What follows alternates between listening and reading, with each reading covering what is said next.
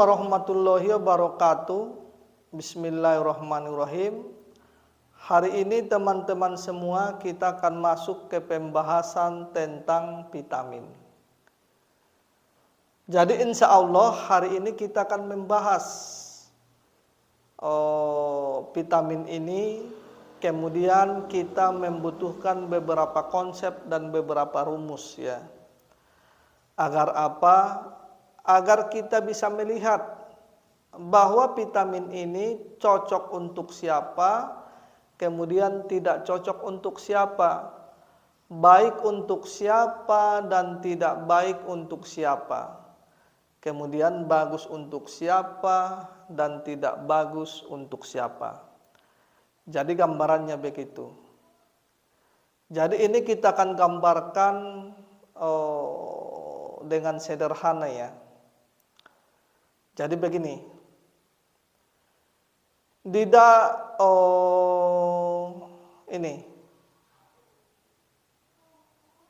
makanan sehari-hari yang dikonsumsi oleh manusia itu ada beberapa macam.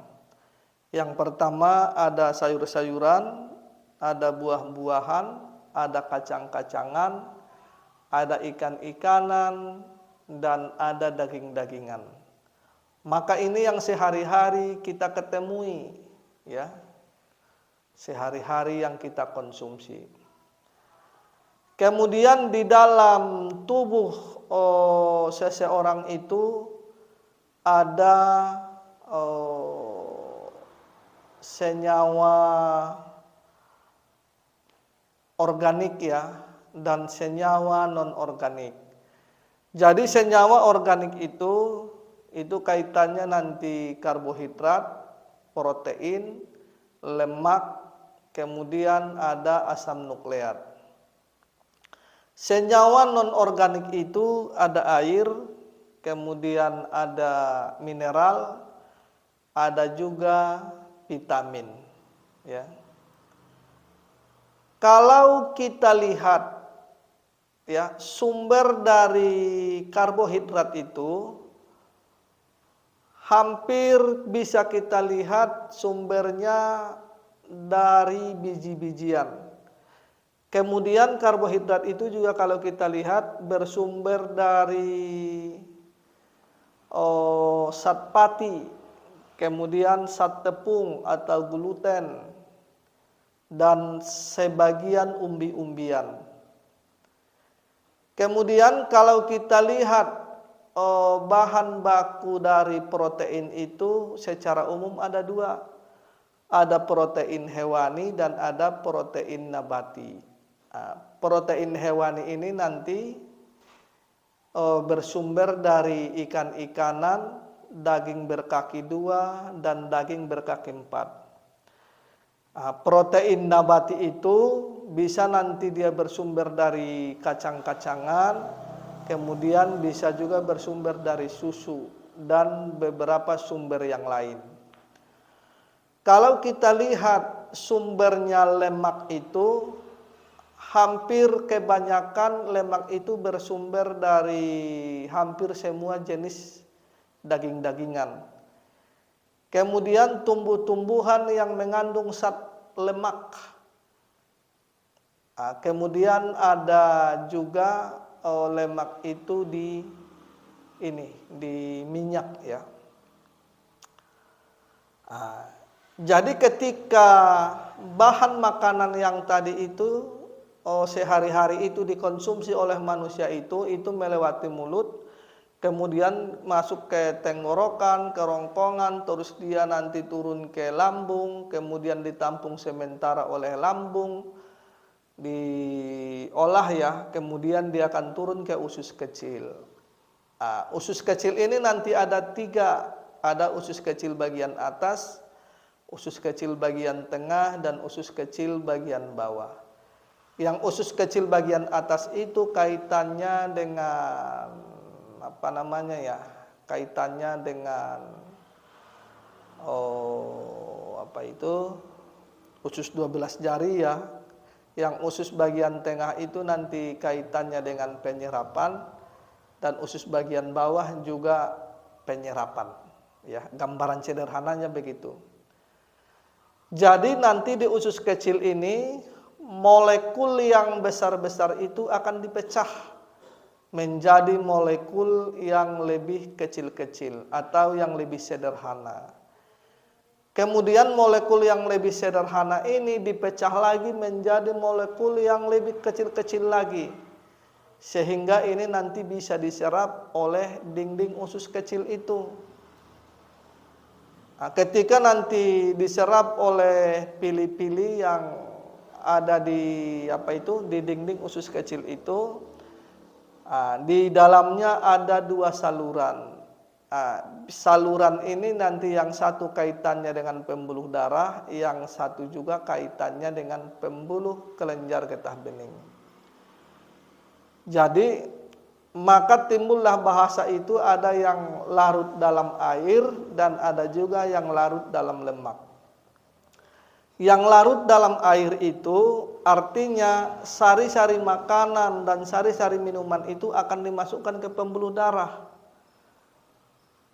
Larut dalam lemak artinya sari-sari makanan itu atau sari-sari minuman itu akan dimasukkan ke pembuluh kelenjar limfe atau pembuluh kelenjar getah bening, kemudian habis itu dimasukkan lagi ke pembuluh darah. Jadi larut dalam air itu yaitu karbohidrat dan protein. Larut dalam lemak itu yaitu lemak.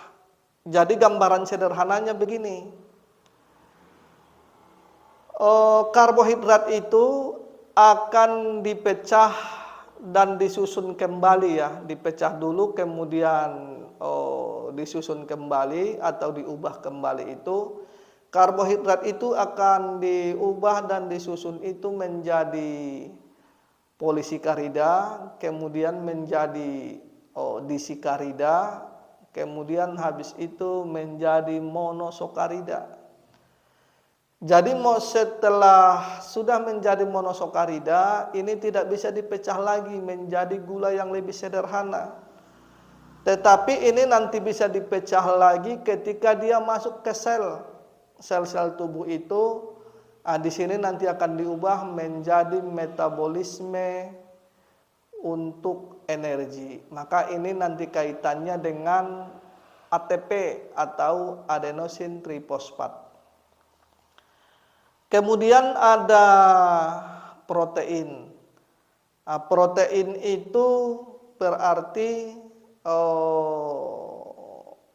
dia dipecah dan disusun kembali ya. Protein itu nanti dipecah menjadi peptida, kemudian dipecah lagi menjadi asam amino. Asam amino ini kemudian ada lagi nanti yang kaitannya dengan air, kemudian mineral, vitamin B dan vitamin C. Ya. Kemudian asam amino ini setelah nanti dimasukkan ke dalam tubuh akan diproses kembali jadi nanti pembentukan sumber vitamin ya, pembentukan nanti bukan sumber vitamin tapi pembentukan protein yang kaitannya nanti itu dengan asam amino di dalam tubuh. Jadi asam amino di dalam tubuh itu ada 20 macam. 9 di antaranya itu ada asam amino non esensial. 11 di antaranya asam amino esensial. Jadi yang dimaksud asam amino non esensial itu yaitu asam amino yang tidak dapat disintetis oleh tubuh itu. Karena itu tidak dapat disintetis oleh tubuh itu, maka dia harus diambil dari sumbernya dari makanan. Tapi kalau asam amino, 11 asam amino esensial itu ini bisa disintetis di dalam tubuh. Kemudian setelah ini nanti diolah di dalam tubuh, maka ini jadi sumbernya pembentukan protein, kemudian sumbernya pembentukan hormon ya, kemudian sumbernya pembentukan enzim, dan bersumbernya nanti pembentukan ATP atau adenosin trifosfat. Kemudian kita masuk ke lemak. Jadi lemak itu tadi yang kita bahas itu dia sifatnya larut dalam lemak. Artinya larut dalam lemak itu sari-sari makanan itu akan dimasukkan ke pembuluh kelenjar getah bening. Kemudian setelah itu baru dimasukkan lagi ke pembuluh darah. Jadi lemak ini akan dipecah dan disusun kembali. Jadi lemak itu nanti akan dipecah menjadi asam lemak dan gliserol. Kemudian ada juga vitamin A, vitamin D, vitamin E, dan vitamin K. Dan satu lagi itu ada asam nukleat. Jadi asam nukleat ini nanti ketika dia dipecah jadi sumbernya DNA dan sumbernya RNA. Jadi teman-teman semua, gambaran sederhananya begini. Kemungkinan ini nanti masih bisa tidak harus seperti ini ya, tapi gambaran utamanya begini. Artinya kita sudah bisa melihat bahwa vitamin B sama vitamin C itu masuknya ke pembuluh darah. Kemudian vitamin A, vitamin D, vitamin E, dan vitamin K itu dia masuknya ke kelenjar getah bening. Jadi kalau yang masuknya ke pembuluh darah itu sifatnya lembab. Kalau yang masuknya ke kelenjar getah bening itu sifatnya cenderung agak hangat atau cenderung hangat ya. Maka nanti timbul pertanyaan, oh saya kemarin kok badan saya tidak enak ya, tidak enak. Tapi setelah saya minum vitamin B atau B kompleks kok rasanya enak di tubuh saya, rasanya tubuh saya jadi hangat gitu. Nah, ini nanti vitamin B itu walaupun dia nanti masuknya ke pembuluh darah, tapi dilihat dulu nanti dia sumbernya dari mana. Kan tadi dari pembuluh darah itu ada karbohidrat dan protein. Apakah dia nanti bersumber dari protein, vitamin B itu sehingga ketika dia dikonsumsi tubuh itu menjadi hangat. Maka nanti dilihat sumbernya. Kemudian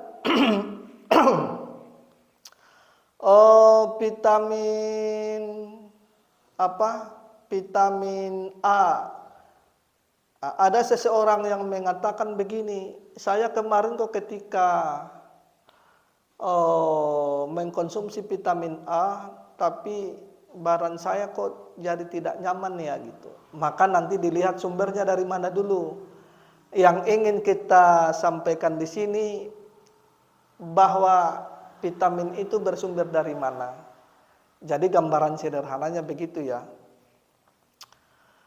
Kemudian teman-teman begini, zaman dulu ada sebuah konsep, ya. Jadi begini, zaman dulu itu ada sebuah konsep, yaitu konsep panas, dingin, lembab, dan kering. Dan konsep ini sudah dibahas di kedokteran Muslim. Konsep ini juga sudah dibahas di kedokteran Timur. Tetapi di kedokteran modern sekarang, konsep ini tidak dibahas. Akhirnya seiring berjalannya waktu, maka konsep ini menghilang. Setelah lama-kelamaan, konsep ini menghilang, akhirnya ada seseorang atau ada beberapa orang yang menemukan konsep ini. Akhirnya kita cerita lagi tentang konsep ini. Tetapi ketika kita cerita pada seseorang tentang konsep ini, banyak yang tidak, artinya banyak yang heran. Kemudian banyak yang tidak percaya tentang konsep ini. Ya. Akhirnya banyak yang tidak percaya, kemudian banyak yang heran, akhirnya konsep ini tidak diperbuat. Nah, sebenarnya ini sangat vital sekali bahwa apa? Pola makan dan pantangan itu sangat jelas aturannya ya. Artinya antara pola makan, pantangan, dan obat-obatan itu sangat jelas aturannya. Kemudian begini teman-teman, banyak orang beranggapan, ya, hampir semua orang beranggapan makanan yang baik, makanan yang bagus. Jadi makanan yang baik, makanan yang bagus ketika dikonsumsi akan menjadi baik di dalam tubuh itu, akan menjadi bagus di dalam tubuh itu. Nah, ini konsep dari ahli gizi dari barat.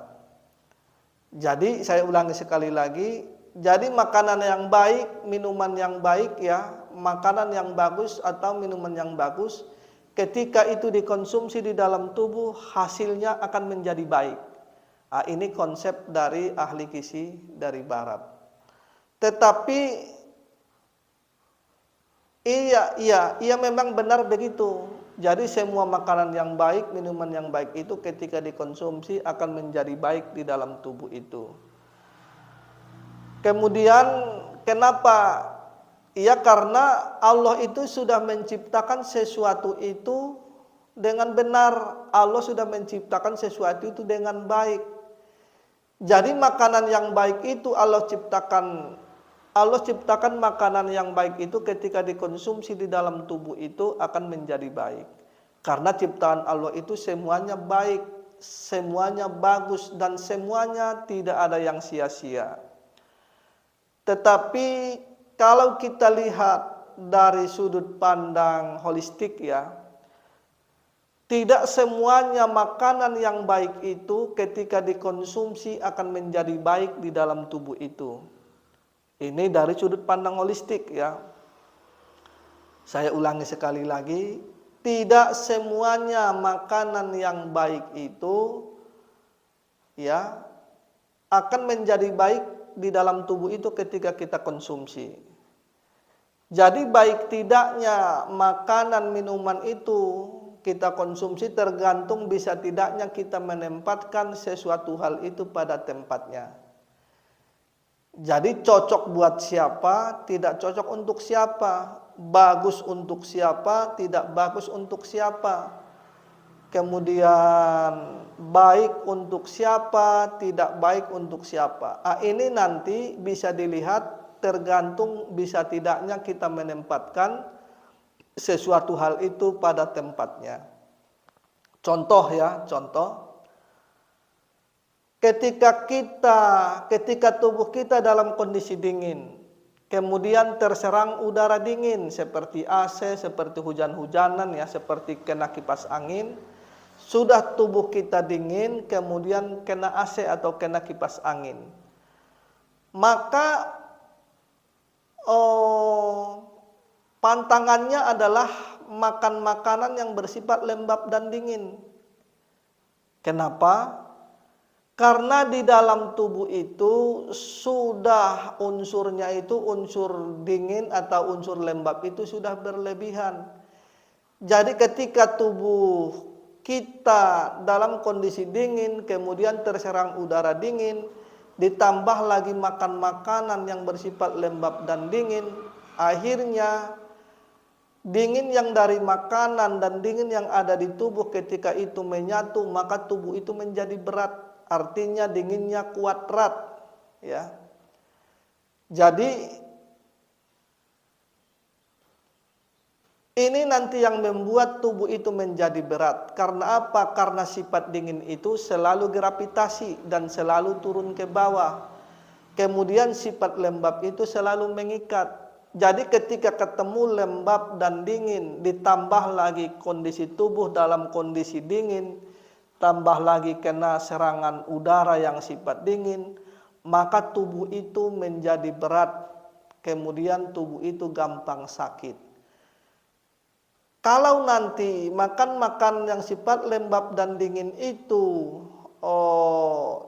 cenderung nanti airnya banyak, contoh buah-buahan ya yang mengandung air banyak, ketika nanti dia itu dikonsumsi, maka cairan itu akan keluar dari pembuluh darah itu. Karena apa? Karena cairan itu kan darah itu komposisinya 55% itu materi cair dan 45% itu materi padatan. Jadi ketika buah-buahan yang mengandung air banyak itu dikonsumsi dalam kondisi tubuh dingin, makan yang sifat lembab dan dingin, ditambah lagi udara dari luar yang sifatnya lembab dan dingin, maka cairan itu akan keluar dari pembuluh darah itu, akan merembes ke bagian kulit. Maka ini nanti yang akan menyebabkan udim atau pembengkakan. Karena sifat air itu selalu gravitasi, maka dia selalu turun ke bawah. Maka ini yang menyebabkan kakinya menjadi bengkak. Gambarannya seperti itu. Jadi seharusnya begini. Karena apa ya? Karena satu, sifat dingin itu akan membuat sirkulasi darah itu tidak bisa berjalan dengan sempurna. Nah, maka sirkulasi darah itu tertahan. Begitu juga dengan sirkulasi cairan. Sirkulasi cairan itu juga tidak bisa berjalan dengan sempurna, maka cairan itu akan merembes lewat pembuluh darah itu, maka dia akan keluar. Maka itu yang menyebabkan pembengkakan. Begitu juga dengan sirkulasi energi. Sirkulasi energi itu menjadi berat, akhirnya dia tidak lancar. Kemudian begitu juga dengan sirkulasi kelenjar getah bening. Sirkulasi kelenjar getah bening itu juga menjadi berat, akhirnya dia tidak lancar. Maka ini yang menyebabkan tubuh itu menjadi berat dan gampang sakit. Seharusnya ketika tubuh kita dingin, kemudian terserang udara dingin, maka yang harus kita makan itu makan makanan yang bersifat hangat atau minum-minuman yang bersifat hangat. Biar apa? Biar di dalam tubuh itu kondisinya seimbang, biar tubuhnya tidak berat dan tidak gampang sakit. Jadi harusnya ini jadi bahan yang harus kita pikirkan bersama ya. Kemudian seharusnya ini harus jadi tolak ukur atau bisa dijadikan diagnosa ya. Jadi kira-kira teman-teman gambaran sederhananya begitu. Ya.